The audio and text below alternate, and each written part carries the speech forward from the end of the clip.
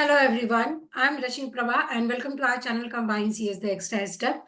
In this video, I'm going to give you the analysis for complete December 2023 computer science paper. Yes, you heard it right. आप सभी के recently answer की आ गए हैं provisional answer की और I guess सभी ने डाउनलोड कर लिया होगा। तो जो भी लर्नर्स इस वीडियो को देख रहे हैं, अगर आपने किसी वजह से डाउनलोड नहीं किया है तो मैं आपको बता दूं, आंसर की को डाउनलोड करना बहुत ही इंपॉर्टेंट है विथ योर क्वेश्चन पेपर।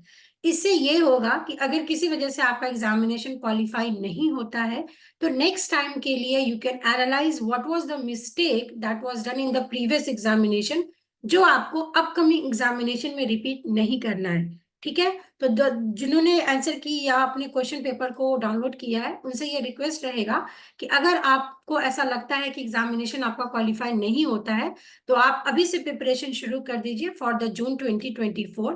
इसके लिए आपको बिल्कुल भी ये वेट नहीं करना है कि नोटिफिकेशन कब आएगा, या फिर अगर आप किसी स्टेट रिस्पेक्टिव में भी बिलोंग करते हैं तो स्टेट वाइज भी आप फॉर्म को जरूर फिल करें, because the weightage for net and set is equivalent.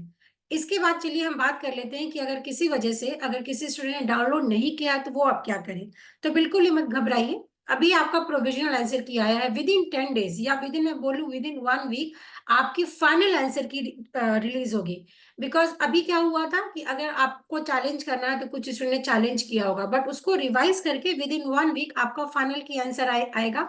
तो पहले फाइनल की आंसर आएगी जिसमें आपके पास ऑप्शन रहेगा अपने क्वेश्चन पेपर को अगेन डाउनलोड कर ले विद द करेक्ट आंसर की, एंड इसके बाद आपका रिजल्ट अनाउंस होगा। ठीक है, सो this is the procedure of NTA and most probably आपके फेब्रवरी तक, फेब्रवरी इज वेरी मतलब मैं बहुत आगे ही बता रही हूँ, फेब्रवरी तक तो आपका रिजल्ट आ जाने चाहिए फॉर योर दिसंबर 2023 एग्जामिनेशन। अब चलिए इस वीडियो में मैं क्या डिस्कस करने वाली हूँ वो मैं आपको बता दूं। इस वीडियो में मैंने पेपर देखा है। The paper was not very tough, it was not very easy. Not very tough का ये मीनिंग है, नॉट वेरी टफ का जैसे जिन्होंने दिया होगा उनका अपनी पर्सनल ये होगा कि ना the paper was very tough. देखिए, क्वेश्चन पेपर टफ उनके लिए है जो सिर्फ इस मोटिव से जाते हैं कि okay I am doing my job, बस एक तुक्का लग जाए और मेरा एग्जामिनेशन क्वालिफाई हो जाए। तो ऐसा अभी के पैटर्न में बिल्कुल भी नहीं होगा। बिकॉज आप पेपर देखोगे, पेपर में आपके बहुत ही कॉन्सेप्चुअल क्वेश्चंस पूछे जा रहे हैं। कॉन्सेप्चुअल का ये मीनिंग है कि जैसे आपने अपने ग्रेजुएशन में या पोस्ट ग्रेजुएशन में जब पढ़ना शुरू किया होगा कंप्यूटर साइंस को, तो उस टाइम पे जो टीचर्स हमें समझाते हैं कि what is memory, what is the base of this subject, जैसे डीबीएमएस का बेस क्या है, कंप्यूटर आर्किटेक्चर सब्जेक्ट का बेस क्या है, तो उस टाइप के क्वेश्चंस देखने को मिले हैं। ठीक है, सो this is one analysis. Second analysis जो हमेशा होता है प्रॉब्लम की, मुझे टाइम नहीं मिला, मैं 10 से 15 क्वेश्चन मैंने ऐसे ही टिक कर लिया। देखो, टाइम आपको इसलिए नहीं मिला बिकॉज आपने कहीं ना कहीं टाइम को प्रॉपरली मैनेज नहीं किया। तो आपका टाइम मैनेजमेंट एक बहुत इंपॉर्टेंट की है एग्जामिनेशन के लिए, जिसके लिए आपको ऑब्वियस सी बात है घर पे बैठकर टाइमर लगाना है और तब पेपर्स को सॉल्व करना है, सो दैट कि एग्जामिनेशन में ऑब्वियसली आपका टाइम ज्यादा ही लगने वाला है, बट आपके पास एक माइंडसेट होना चाहिए कि आप कैसे टाइम को मैनेज करेंगे। Third important thing, again question was very lengthy, statement based question था और सीक्वेंस में अरेंज करने का क्वेश्चन था। तो मैं जैसा पहले भी बता चुकी हूँ, अगर आप 2018 से पेपर को एनालाइज करना शुरू किए हैं तो पेपर पैटर्न में कुछ भी चेंज नहीं हुआ है, सेम पैटर्न फॉलो किया गया है। बल्कि इस बार का जो पेपर है that was very very it was very good paper. अगर मैं बोलूं कि जिन्होंने भी ये पेपर सेट किया है उन्होंने बहुत अच्छे से पेपर को सेट किया है। तो अगर आप अपने डे टू डे लाइफ में अगर आप कोर सब्जेक्ट में फॉलो करते हैं, कोर सब्जेक्ट का ये मीनिंग है आपका डीबीएमएस हो गया, ऑपरेटिंग सिस्टम हो गया, सीएन हो गया, डिस्क्रीट मैथमेटिक्स हो गया, एआई हो गया, सॉफ्टवेयर इंजीनियरिंग हो गया, तो this are the core subject of computer science. तो अगर आप इस वीडियो को देख रहे हैं और अगर आप असिस्टेंट प्रोफेसर है या फिर किसी भी टीचिंग फील्ड में बिलोंग करते हैं तो कोशिश करिए आप अपने सेमेस्टर में इन कोर सब्जेक्ट्स को इंक्लूड करें। बिकॉज कोर सब्जेक्ट जितना आप पढ़ाएंगे डेप्थ में जाकर उतना फिर आपकी एग्जाम्स का प्रिपरेशन होगा। सो this is my personal suggestions from my side कि जो भी लर्नर्स इस वीडियो को देखे, बिकॉज अभी का पैटर्न देख के यही समझ में आ रहा है कि आपका जो बेस है वो मजबूत होना चाहिए। ठीक है, और साथ में पेपर को सॉल्व करना आपको आना चाहिए। सॉल्व करने का ये मीनिंग है, जैसा मैं हमेशा अपने वीडियो में बोलती हूँ, क्वेश्चंस अगर आपको आ रहा है और स्टेटमेंट्स जैसे यहाँ पे तीन तीन स्टेटमेंट्स आपको चेक करना है कि whether A is correct, B is correct, C is correct. तो सबसे पहले ये देखना होता है कि 100% ट्रू स्टेटमेंट कौन सा है उसके बेसिस पे आप ऑप्शंस को एलिमिनेट करेंगे, उसके बेसिस पे फिर आप 100% फॉल्स स्टेटमेंट को ढूंढेंगे। तो अगर आप इस तरीके से एनालिटिकल वे में पेपर्स को सॉल्व करते हैं तो इजिली यू कैन सी कि easily you can solve 60 questions out of 100। ठीक है, तो ये एक मैंने आपको एनालिसिस दे दिया by seeing the question paper of December 2023। अब हम बात करेंगे कि क्वेश्चंस किस सब्जेक्ट से किस यूनिट वाइज कैसे क्वेश्चंस आए हैं। So this is our official YouTube channel. इस पे आपको नेट का या डिफरेंट जो एग्जाम्स होते हैं DSSB KVS NVS, we are in this field to give you the online classes for this particular subject. तो आप जरूर UGC नेट के लिए भी इंक्वायरी कर सकते हैं। अगर आपको ऐसा लगता है you want the demo classes तो आप इसी चैनल पे जाएंगे, इसको सब्सक्राइब कर लीजिएगा so that you will get all the notification. जब आप स्क्रॉल करके नीचे आएंगे तो you can get the marathon playlist for the UGC net set examination. तो अगर आपका प्रिपरेशन है, सिर्फ आपको रिवीजन करना है, तो ये फ्री ट्यूटोरियल से भी आप प्रिपरेशन कर सकते हैं, बिकॉज इसमें मैंने एक एक यूनिट को एक एक वीडियो में कंप्लीट किया है। And if you want to go for the free unit wise courses, तो आप जब नीचे स्क्रॉल करेंगे तो आपको प्रीवियस ईयर के सॉल्यूशन मिल जाएंगे। And see this is the CSIT all subjects like AI अगर आपको पढ़ना है, SE पढ़ना है, DBMS पढ़ना है, TOC पढ़ना है, कंपाइलर पढ़ना है। तो अगर आपने इस वीडियो को भी देखा है, आई एम रिपीटिंग अगेन, अगर आपने इस वीडियो को भी देखा है तो भी आपका रिविजन बहुत अच्छे से होगा। बट जिस स्टूडेंट के पढ़ाई में गैप है, पढ़ाई में गैप इन द सेंस कि अगर आपको 10-12 साल हो गए आपके मास्टर्स किए हुए और अगर आपने एग्जाम एक बार भी नहीं दिया है, then it is very difficult for you. After watching the video आपको समझ में आएगा, बिकॉज क्या है कि वीडियो में जब हम बनाते हैं वीडियोस तो एक कॉन्सेप्ट्स को समझाते हैं, बट जो एग्जामिनेशन का पैटर्न है वो ऑन एन एवरेज आपको उस सब्जेक्ट का भी नॉलेज ढूंढता है कि आपको सब्जेक्ट में उसमें कितनी डेप्थ में नॉलेज है। तो ये बिल्कुल भी आप पे डिपेंड करता है कि आपका प्रिपरेशन लेवल क्या है, उसके अकॉर्डिंग आप जरूर कोर्सेज को ज्वाइन कर सकते हैं। So this is our YouTube channel, मैंने इसके बारे में बता दिया। अब ये है आपका सिलेबस। ठीक है, कई सारे स्टूडेंट्स हैं जो पूछ रहे थे मैम सिलेबस में चेंजेस आया है रिसेंटली, एक नोटिस आया था UGC की तरफ से। तो there is no change in the paper to computer science. Computer science के कोई भी यूनिट्स में चेंजेस नहीं हुआ है। जो आपके चेंजेस हुए हैं वो बेसिकली उन्होंने पेपर 1 से रिलेटेड कुछ न्यू टॉपिक्स ऐड किया है, that is technologies related to new technologies, या आपका हिस्ट्री से रिलेटेड क्वेश्चंस आएगा, जो भी आपके रिसेंट ट्रांसफॉर्म्स हो रहे हैं NEP के अकॉर्डिंग उसके क्वेश्चंस आते हैं। तो इसके लिए आपको क्या करना है, जनरल अवेयरनेस होना चाहिए। इट मीन्स कि स्कूल्स में क्या रिफॉर्म हो रहा है, अगर आप किसी टीचिंग से रिलेटेड एग्जाम दे रहे हैं तो स्कूल्स में क्या क्या नई चीजें आ रही हैं, कौन कौन से नए प्लेटफॉर्म इंट्रोड्यूस हो रहे हैं, उसके बारे में आपको नॉलेज होना चाहिए। बट अगर आप नेट का एग्जामिनेशन दे रहे हैं तो आपके कॉलेज में या यूनिवर्सिटी लेवल पे, कॉलेज या यूनिवर्सिटी लेवल पे आपके UGC के थ्रू आपकी NIRF रैंकिंग है, NAC है, इसमें क्या क्या चेंजेस हो रहा है आपको उसके बारे में नॉलेज होना चाहिए। ठीक है, तो इससे भी आपके काफी हायर एजुकेशन के क्वेश्चन सॉल्व होते हैं which are coming in the examination. अब अगर हम पेपर को डिस्कस कर ले तो पेपर में सबसे पहले बात के लिए discrete mathematics, you will not believe in the paper I have seen 8 to 10 question इसी एक टॉपिक से पूछ लिया है। एंड ये क्वेश्चंस को सॉल्व करने के लिए ऑब्वियसली आपको बेस का नॉलेज होना चाहिए, मतलब आपको पता होना चाहिए क्या क्या रूल्स होते हैं, किस तरीके के प्रॉपर्टीज होते हैं, आपका इक्विवेलेंस रिलेशन आप कैसे फाइंड आउट करते हो। अगर मैंने बोला ये स्टेटमेंट तो दिस इज इम्प्लीकेशन, इम्प्लीकेशन क्या होता है, बाई डायरेक्शनल क्या होता है, आपके डिफरेंट बूलियन लॉस क्या है, बूलियन लॉस क्या है, फिर आप ट्रुथ टेबल लगा के कैसे किसी इक्वेशन को सॉल्व करेंगे। And this questions were not very tough, but yes this questions are lengthy, because आपको सॉल्व करके आंसर्स को चेक करना पड़ेगा। तो इसके लिए जो ये टॉपिक है ये आपका बहुत स्ट्रांग होना चाहिए, सेट एंड रिलेशंस बहुत स्ट्रांग होना चाहिए। तो ये सिंपल सिर्फ अगर इस दो टॉपिक की बात करें और उसी में आपका बुलियन अलजेब्रा से इस बार क्वेश्चन नहीं देखा गया है, बट हाँ अगेन के मैप से क्वेश्चन पूछता ही है। तो ये सिंगल दो टॉपिक से आपके ऑलमोस्ट 10 क्वेश्चन एग्जामिनेशन में पूछे गए हैं और ये हर बार पूछे जाते हैं। तो अगर आप जून का प्रिपरेशन कर रहे हैं तो ये दोनों टॉपिक आपको बहुत अच्छे से करना है। उसके बाद अगर हम काउंटिंग, मैथमेटिकल इंडक्शन या प्रोबेबिलिटी की बात करें, इससे एक या दो क्वेश्चन हर बार देखा जाता है। अगेन इस बार सिर्फ एक क्वेश्चन देखा गया है और इसके बाद हम बात करेंगे ग्रुप थ्योरी की। अगेन ग्रुप थ्योरी से 1 से 2 क्वेश्चन पूछता है, इस बार अगेन एक क्वेश्चन पूछा गया है, तो वो कुछ ना कुछ चेंज करते हैं। अगर लास्ट ईयर की बात करें तो इससे 3 क्वेश्चन पूछा गया था, इस बार एक क्वेश्चन पूछा गया है, बट क्वेश्चन यहाँ से बहुत ज्यादा पूछ लिया गया है।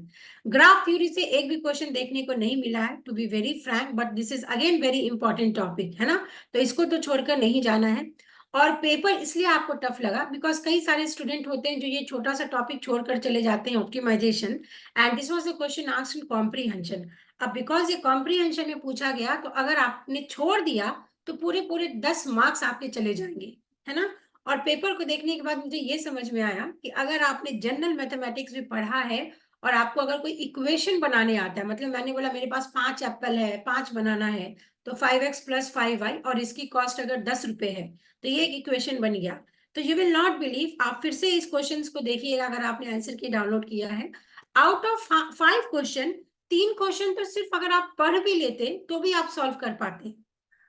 ऑब्वियसली इस चैनल पे मैं जरूर उस वीडियोस को बनाऊंगी जिसमें मैं वो क्वेश्चन सॉल्व करूंगी, बट मैं एक आपको तरीका बता रही हूँ कि ऐसा बिल्कुल भी एग्जाम में ये नहीं सोचना है कि आपने ये टॉपिक नहीं पढ़ा है तो आप उस क्वेश्चन को नहीं देखोगे। एक बार ठंडे दिमाग से उस क्वेश्चन को जरूर देखिए और सॉल्व करने की कोशिश करिए, है ना। तो ये आपका यूनिट 1 से इस बार बहुत भर भर के क्वेश्चन पूछा गया था, and that is why I guess paper tough लगा। कंप्यूटर आर्किटेक्चर की बात करें, एक सिंपल क्वेश्चन पूछा है, flip flop, registers, encoder, decoder, 1 bit का डेटा कहाँ स्टोर होता है। कई सारे स्टूडेंट ने रजिस्टर लगा दिया है, तो मैं ऐसा नहीं बोले कि रजिस्टर रॉन्ग है, बट अगर फ्लिप फ्लॉप ऑप्शन दिया है तो flip flop was the correct answer. Why? Because register is what, it is a collection of flip flop, तो यहाँ 1 बिट भी होगा, 2 बिट भी होगा, 3 बिट भी होगा और सो ऑन होगा।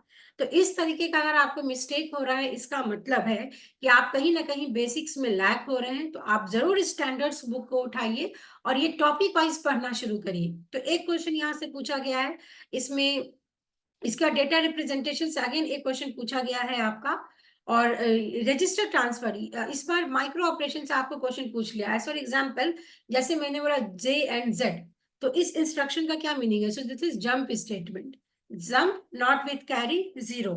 तो अगर इसमें थोड़ा भी कॉमन सेंस भी अगर आप एग्जाम में लगाए होते तो ये सारे मल्टीपल चॉइस क्वेश्चंस आपके सॉल्व होते।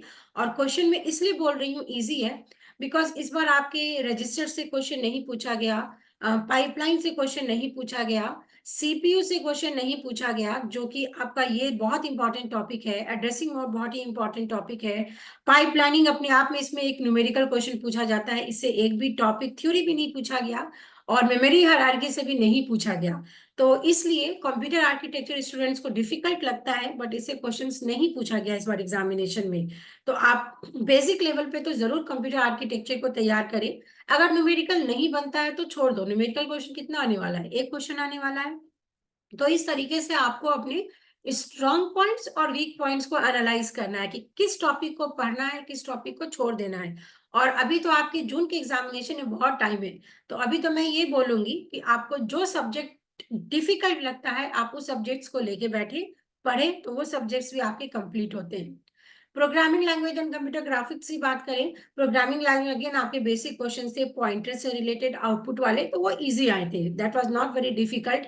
इसके बाद जो इसमें क्वेश्चंस देखा गया है एज एक्सपेक्टेड कि आपके C++ से क्वेश्चन पूछते हैं वर्चुअल फंक्शन पे, कंस्ट्रक्टर पे एंड फ्रेंड फंक्शन पे। तो कुछ भी नहीं पढ़ना है C++ में, अगर आप ये 3 4 टॉपिक भी पढ़ लिए, कंस्ट्रक्टर, डिस्ट्रक्टर, ओवरलोडिंग, इनहेरिटेंस क्या है, वर्चुअल फंक्शन क्या है, फ्रेंड फंक्शन क्या है, और अगर ये कॉन्सेप्ट्स आपको मालूम है तो वो क्वेश्चन जरूर सॉल्व होते हैं।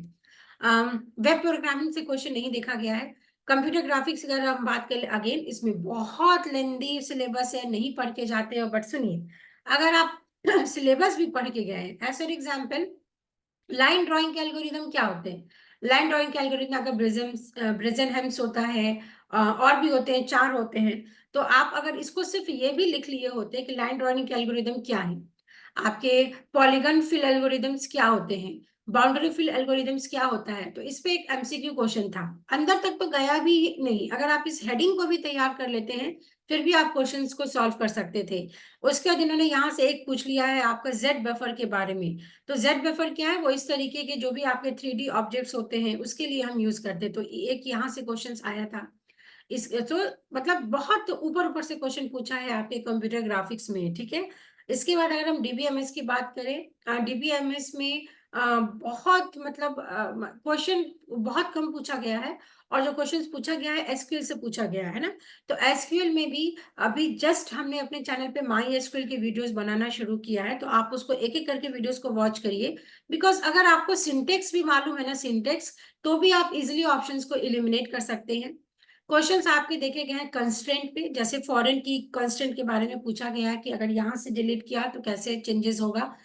इसके बाद इसमें एक क्वेश्चन जैसा आपका नॉर्मलाइजेशन से पूछता है, बीसीएनएफ 1NF 2NF को मल्टीपल चॉइस क्वेश्चन पूछा गया है। So it was easy question from DBMS. Data mining या डेटा वेयर हाउसिंग या फिर बिग डेटा से कोई भी क्वेश्चंस नहीं देखे गए हैं। तो बट इसको आने वाले एग्जामिनेशन के लिए प्रिपेयर करिए। तो डीबीएमएस ऑन एन एवरेज पूछा गया है, और मुझे बहुत अच्छा भी नहीं लगा इसका पेपर, क्योंकि जो इंपॉर्टेंट टॉपिक्स होते हैं, लाइक आपका ट्रांजेक्शन है, कंकरेंसी है, आप ईआरडी है, ये सब क्वेश्चंस पूछना चाहिए, बट ये सब क्वेश्चंस उन्होंने नहीं पूछा है। ठीक है, इसके बाद कर ले हम ओएस का। So OS was purely conceptual based.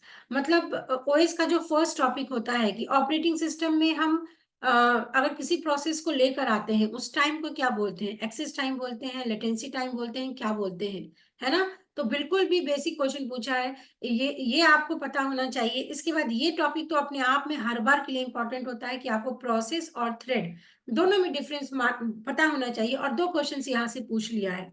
इसके बाद जो जो एक्सपेक्टेड होता है कि सीपीयू शेड्यूलिंग पूछ लेगा आपको इसका न्यूमेरिकल, तो कोई न्यूमेरिकल नहीं पूछा गया। मेमोरी मैनेजमेंट से कोई भी न्यूमेरिकल नहीं पूछा गया। उसके बाद हम बात कर ले ये रैड वगैरह से भी कोई भी क्वेश्चन, डिस्क शेड्यूलिंग से एक क्वेश्चन आपके एसएसटीएफ पे शायद पूछा है ना। अदरवाइज इसके डिफिकल्ट क्वेश्चंस बनते हैं, वो क्वेश्चंस नहीं पूछे गए। सिक्योरिटी वर्च लिनक्स, लिनक्स अगर आप इंट्रोडक्शन भी इसका पढ़ते हैं लिनक्स का, तो भी आपके एक क्वेश्चन सॉल्व होते हैं। तो बहुत बेसिक क्वेश्चन पूछा गया है ऑपरेटिंग सिस्टम से। जैसे अगर हम डेडलॉक की बात कर ले, या सीमाफोर की बात कर ले, या फिर क्रिटिकल सेक्शन की बात कर लें, तो जब आप ये डेडलॉक पढ़ते हो तो ये सारे टॉपिक्स कवर होते हैं, और इससे 2 से 3 क्वेश्चन देखा गया है। ऑल दो डेडलॉक का एक न्यूमेरिकल क्वेश्चन बनता है बैंकर्स एल्गोरिदम, बट वो नहीं पूछा है। तो थ्योरी क्वेश्चन पूछा है इसमें डायरेक्टली। तो इससे ये समझ में आता है जो आपका जून 2024 का एग्जामिनेशन होगा, उसके लिए आप ये मत सोचिए कि नहीं पूछेगा, उसके लिए आप जरूर प्रैक्टिकल क्वेश्चंस का प्रिपरेशन करिए। बिकॉज अगर इस बार थ्योरी पूछा है तो नेक्स्ट टाइम वो प्रैक्टिकल क्वेश्चन जरूर पूछेंगे, that is a numerical question. Okay, software engineering की अगर बात करें, इसमें मुझे 2 क्वेश्चंस थोड़े नए टाइप के दिखे, मतलब जो मॉडल यहाँ पे मेंशन नहीं किया है उस मॉडल से क्वेश्चन पूछ लिया है। और अदरवाइज सॉफ्टवेयर इंजीनियरिंग का आई गेस 3 से 4 ही क्वेश्चन पूछा है। तो हर बार पूछा जाता है डिजाइन से, कोहेशन कपलिंग से, क्वालिटी से पूछा जाता है, इसके बाद टेस्टिंग से पूछा जाता है, मेंटेनेंस से पूछा जाता है, बट ये क्वेश्चंस नहीं पूछा है। आपको सिंपली एक क्वेश्चन आया था मॉडल के बेसिस पे। एक क्वेश्चन आई गेस आपके एक क्वेश्चन आपके एक मॉडल से 2 क्वेश्चंस पूछे गए हैं। उसके बाद और भी क्वेश्चंस पूछे गए, एग्जैक्टली मुझे याद नहीं है, but questions was very easy. ठीक है, इसके बाद हम बात करेंगे डेटा स्ट्रक्चर। तो डेटा स्ट्रक्चर से रिसेंट ट्रेंड्स में ये देखा जा रहा है ना, ये टॉपिक आपके लिए बहुत इंपॉर्टेंट हो गया है। मतलब वो आपको एक सिनेरियो दे देंगे और पूछेंगे अगर आपको इसको इम्प्लीमेंट करना है, ट्री से इम्प्लीमेंट करना है, हैश से इम्प्लीमेंट करना है, लिंक लिस्ट से इम्प्लीमेंट करना है, ग्राफ से इम्प्लीमेंट करना है, तो कौन सा बेटर रहेगा। इट मीन्स कि डेटा स्ट्रक्चर जो आपने अपने मास्टर्स में या ग्रेजुएशन में पढ़ा होगा, उसको थोड़ा एक बार रिवाइज करने की जरूरत है ना। इस टाइप का एक क्वेश्चन आया था इवेल्युएशन का, I have seen that question. Most probably वो क्वेश्चन आपका ग्रेस में चला जाएगा, बिकॉज वो क्वेश्चन रॉन्ग है, कुछ भी वैल्यू नहीं गिवन था और आपको वैल्यूज कैलकुलेट करना था। अदरवाइज एवीएल ट्री के 2 क्वेश्चन आए हैं। कॉम्प्लेक्सिटी की बात करें, हर बार वो एमसीक्यू में पूछते थे, इस बार स्टेटमेंट में पूछ लिए, और वो क्वेश्चन स्टूडेंट को डिफिकल्ट लग रहा है। ऐसा कैसे पॉसिबल है। अगर आप उसका एल्गोरिदम पढ़ के गए, जैसे आपको क्वेश्चन पूछा है tree, B tree, complete binary tree, binary search tree, और लीनियर सर्च और बाइनरी सर्च, उसके कॉम्प्लेक्सिटी गिवन थे और पूछे थे कौन से स्टेटमेंट ट्रू है। तो कोई भी अगर आपको पढ़ाता है वो पहले ये बोलता है कि ये जो टॉपिक है डेटा स्ट्रक्चर, इसमें आपको हर टॉपिक का ओवरव्यू तो पता होना चाहिए, और इसकी कॉम्प्लेक्सिटी मालूम होना चाहिए। मतलब वो आपको रट लेना है, मेमोराइज कर लेना है। अगर मेमोराइज भी किया तो वो क्वेश्चन सॉल्व होता है। ठीक है, उसके बाद इस बार ये इससे कुछ भी क्वेश्चंस नहीं दिखा गया। एसोटिम्टिक नोटेशन से आपके एक बिग ओ से रिलेटेड क्वेश्चन पूछा है। तो आपका बिग ओ होता है, थीटा होता है। तो इसमें सिंपली वो क्वेश्चन था कि अगर बिग ओ की बात करें, f n is less than equals to g of n, और जो इक्वेशंस आपको गिवन थे उसके बेसिस पे ये कंडीशन आपका ट्रू हो रहा था, तो दिस वाज द आंसर। इसके बाद ये क्वेश्चंस नहीं देखे गए, ये भी नहीं पूछा गया, इससे एक भी क्वेश्चन नहीं पूछा गया, ये पूरे टॉपिक से एक भी क्वेश्चन नहीं पूछा गया है। तो डेटा स्ट्रक्चर जब आप कंप्यूटर साइंस या आईटी में लेते हो सब्जेक्ट, तो आपके जरूर ग्रेजुएशन पोस्ट ग्रेजुएशन में होता है, उतना भी अगर आप कर लेते हैं तो you can easily take the examination. अब बात कर लेते हैं नेक्स्ट इंपॉर्टेंट टॉपिक जो बहुत टफ लगता है, थ्योरी ऑफ कंप्यूटेशन। लकली इस बार सिर्फ मुझे 3 या 4 क्वेश्चन दिखा टीओसी से, और वो बहुत इजी क्वेश्चन था। और अगर कंपाइलर की बात कर ले, कंपाइलर का अगर आपने हमारे चैनल का ये जो वीडियो है प्लेलिस्ट, अगर आपने इस प्लेलिस्ट को फ्री में भी पढ़ लिया होता ना ये दोनों, तो भी कंपाइलर और टीओसी के 10 क्वेश्चंस आपके करेक्ट होते। बिकॉज ये कंपाइलर डिजाइन का जो वीडियो है मैंने गेट लेवल तक के लिए पढ़ाया है। और आपको यहाँ पे 3 क्वेश्चन पूछ लिया है, वो भी 3 क्वेश्चन पूछा है आपके फेजेस ऑफ कंपाइलर, मतलब फेजेस ऑफ कंपाइलर पे क्वेश्चन पूछा है और 3 क्वेश्चन पूछा है। तो ये क्वेश्चंस तो बिल्कुल भी आपके गलत नहीं होने चाहिए, है ना। तो ये टॉपिक अगर आप ऊपर ऊपर से भी पढ़ के जाते थे तो ये क्वेश्चंस आपके सॉल्व हो जाने चाहिए थे। मतलब यही पूछा है उन्होंने, सिंटेक्स एनालिसिस, सिमेंटिक एनालिसिस, इसके बाद आपका इस सीक्वेंस को अरेंज करना था। तो देखो ये अगर आप सिलेबस भी पढ़ते हो ना, कि सबसे पहले आपका होता है लेक्सिकल एनालिसिस फेज 1, फिर सिंटेक्स एनालिसिस, फिर सिमेंटिक एनालिसिस, इसके बाद आपको सिलेबस में दिख रहा है इंटरमीडिएट कोड जनरेशन, और फिर कोड को ऑप्टिमाइज करेंगे। तो एक क्वेश्चन तो यही था कि सीक्वेंस में अरेंज करिए। सिंबल टेबल पे क्वेश्चन पूछा था, सिंबल टेबल को अगर आपको इंप्लीमेंट करना है तो कौन सा बेस्ट होता है। Hash is always best, because वहां पे की का कॉन्सेप्ट होता है, तो सर्चिंग बहुत फास्ट होती है। तो ये कुछ नॉलेज बेस्ड क्वेश्चंस पूछे गए थे, otherwise it was very very very easy question. बात करें कंप्यूटर नेटवर्क की, अगेन स्टूडेंट्स को इसमें एड्रेसिंग मोड में प्रॉब्लम होती है, बट आप क्वेश्चन पेपर देखो, हर बार आपको इस क्वेश्चन से क्वेश्चन 2 पूछ लेता है। जैसे आपको थ्रूपुट निकालने पूछा है, लेटेंसी निकालने पूछा है, जो एक क्वेश्चन तो प्रीवियस ईयर क्वेश्चन उठा के दे दिया है, ठीक है। तो इससे क्वेश्चंस आपके पूछते हैं, ये तो आपके नॉलेज बेस्ड है, नेटवर्क से नहीं पूछा है। उसके बाद नेटवर्क मॉडल, कोई भी पेपर आप उठा के देख लीजिए, नेटवर्क मॉडल आपको ओएसआई मॉडल पता ही होना चाहिए, टीसीपी आईपी मॉडल मालूम ही होना चाहिए, इसके अंदर कौन कौन से प्रोटोकॉल आते हैं, उन प्रोटोकॉल के प्रॉपर्टीज क्या होते हैं, वे बिल्कुल ही मालूम होना चाहिए, क्योंकि यहाँ पे मॉडल लिखा है। और आप ये देखो, functions of OSI and TCP, तो ये इससे रिलेटेड है, बिल्कुल भी नहीं छोड़ना है। एग्जामिनेशन में यूडीपी पूछा है, एग्जामिनेशन में आपको एआरपी पूछ लेता है, एग्जामिनेशन में इस बार आपको लिंकलेस और गेटवे बेस्ड क्वेश्चन पूछा है, that is related to all are related to the protocols, ठीक है। उसके बाद हम यहाँ पे बात करेंगे, ये सेम ही है आपका, दिस आर द प्रोटोकॉल्स। इसका नेटवर्क सिक्योरिटी, अगर आपने हमसे क्लास लिया है, मैं हमेशा बोलती हूँ नेटवर्क सिक्योरिटी से 2019 के बाद हर बार 3 क्वेश्चन देखे जा रहे हैं, इस बार भी 3 क्वेश्चन पूछा है। क्रिप्टोग्राफी, डिजिटल सिग्नेचर, मतलब this is a very important topic, digital signature, virtual private network actual में क्या होता है, पब्लिक की में प्राइवेट की का कॉन्सेप्ट क्या है, किसके पास कीज होता है। अगेन ये 3 क्वेश्चंस आपके पूछे गए हैं। मोबाइल टेक्नोलॉजी से और इससे क्वेश्चंस नहीं देखा गया, बट ऑल्दो ये इंपॉर्टेंट टॉपिक है आपके, बिकॉज ये रिसेंट टेक्नोलॉजी है, तो इससे पेपर 1 में भी क्वेश्चन पूछ लेगा। पेपर 1 तो अभी तक नहीं देखा है मैंने, बट यस। अब बात कर ले एआई की।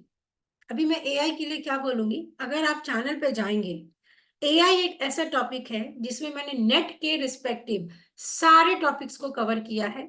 और यहाँ पे एआई का एक प्लेलिस्ट है जिसमें मैंने सारे प्रीवियस ईयर क्वेश्चन को भी एक्सप्लेन किया है। एआई के आपसे 4 से 5 क्वेश्चंस तो ऐसे थे जो as it is previous year question पूछा है।